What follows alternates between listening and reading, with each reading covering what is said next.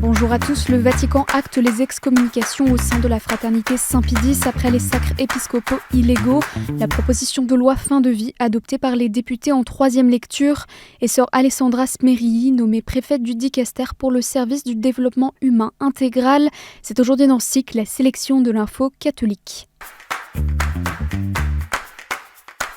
Je vous demande et vous prie de tout mon cœur, revenez sur vos pas. C'est l'appel lancé mardi dernier à la fraternité sacerdotale Saint-Pie-X par le pape à la veille des sacres illégaux. Ce mercredi, 4 prêtres de la fraternité ont malgré tout été consacrés évêques au cours de la célébration qui s'est déroulée à Écône en Suisse devant plusieurs milliers de fidèles. Le lendemain, le Dicaster pour la doctrine de la foi a publié un décret déclarant que les 6 évêques participant au sacre ont encouru de plein droit l'excommunication Latte Sant'Anzié, une excommunication qui toucherait également les fidèles laïcs qui adhéreraient formellement à la fraternité sacerdotale Saint-Pie-X. Le Dicaster précise que les sacrements administrés par les prêtres de la fraternité sont illicites, excepté le sacrement de pénitence et de mariage qui deviennent désormais invalides.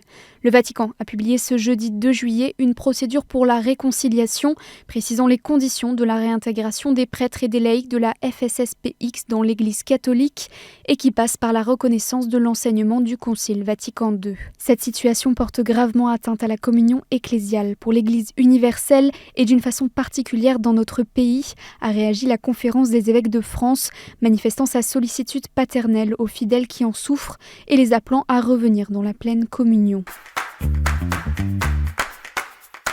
Alors que les députés ont adopté mardi en troisième lecture le texte de loi sur la fin de vie, de nombreuses associations ont depuis réagi. Plusieurs d'entre elles, comme la SFAP, soulignent que vote après vote, l'écart se resserre et la majorité s'effrite, dénonçant un texte qui n'a jamais convaincu. La Fondation Jérôme Lejeune dénonce le texte le plus permissif au monde, qui compromet les professionnels de santé et du soin, des médecins obligés de réorienter vers un confrère qui accepterait de pratiquer l'euthanasie, aux pharmaciens contraints de délivrer la substance létale. Alliance Vita met quant à elle en garde contre les critères d'accès et les délais, 15 jours maximum pour instruire une demande, 2 jours seulement de réflexion minimum pour le patient. L'archevêque de Paris, Monseigneur Laurent Ulrich, invite à continuer à prier jusqu'au 15 juillet, date du vote final, déclarant qu'il est encore temps de renoncer à prendre ce chemin qui n'est pas celui d'un avenir fraternel. Sœur Alessandra Smerilli a été nommée préfète du Dicaster pour le service du développement humain intégral. Ancienne secrétaire du Dicaster, elle prendra la suite à partir du 1er septembre 2026 du cardinal Michael Czerny qui aura 80 ans ce mois-ci. Membre de la congrégation des filles de Marie Auxiliatrice, elle devient la 3e femme à prendre la tête d'un Dicaster de la Curie romaine. Et dans cette semaine riche en nominations, le Saint-Siège a nommé plusieurs nouveaux membres au sein du Dicaster pour l'évangélisation, dans la section pour la première évangélisation et les nouvelles églises particulières, dont le cardinal Jean-Marc Aveline, archevêque de Marseille, le cardinal Fridolin Ambongo, archevêque de Kinshasa, et monseigneur Andrew Nkeafuanya, archevêque de Bamenda. Monseigneur François Silla, archevêque de Conakry, a lui été nommé consultant. Le Vatican poursuit ses chantiers financiers. Léon XIV a promulgué mardi de nouveaux statuts pour l'ASIF, l'organisme anti-blanchiment du Saint-Siège, dont la mission s'élargit désormais à la lutte contre le financement de la prolifération des armes de destruction de masse et au soutien de toutes les entités vaticanes. Elle peut désormais aussi agir comme système alternatif de résolution des litiges financiers. Autre chiffre publié ce mardi, les finances du denier de Saint-Pierre. Dans son rapport annuel pour 2025, le secrétariat pour l'économie fait savoir que le denier, qui finance la mission du Saint-Siège et les œuvres de charité du pape, a vu les dons des fidèles légèrement augmenter, mais surtout ses comptes s'approchaient de l'équilibre avec un déficit réduit à 2,2 millions d'euros. En Angleterre, Monseigneur Charles Moss, archevêque métropolitain de Westminster et président de la Conférence des évêques d'Angleterre et Galles, a été nommé mardi administrateur apostolique du diocèse de Northampton par le pape. Cette décision intervient après la mise en examen le 24 juin de l'évêque de Northampton, Monseigneur David Oakley, pour 2 viols présumés sur une mineure au début des années 2000. Dans un communiqué, Monseigneur Moff avait le lendemain présenté des excuses sans réserve à ceux qui ont été blessés par des abus au sein de l'Église. En retrait de sa charge épiscopale depuis octobre, Monseigneur Oakley sera entendu par la justice le 14 août prochain.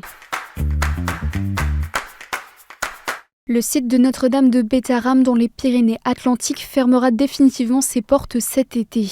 Le secrétaire général de l'enseignement catholique, Guillaume Prévost, a annoncé mercredi le transfert des 160 élèves à la rentrée sur le site d'Igon, à 4 km.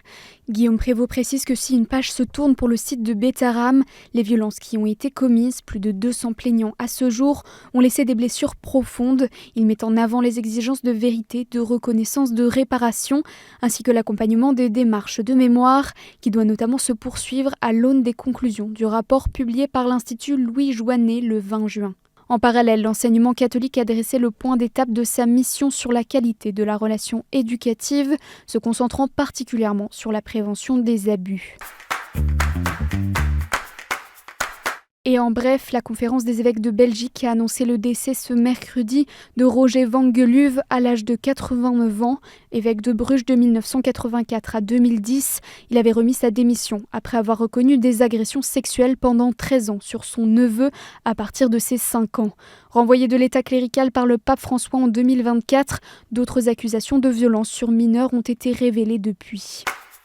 Les foyers de charité ont annoncé lundi dernier l'évolution de la délégation pontificale qui gouverne temporairement la communauté depuis 2022.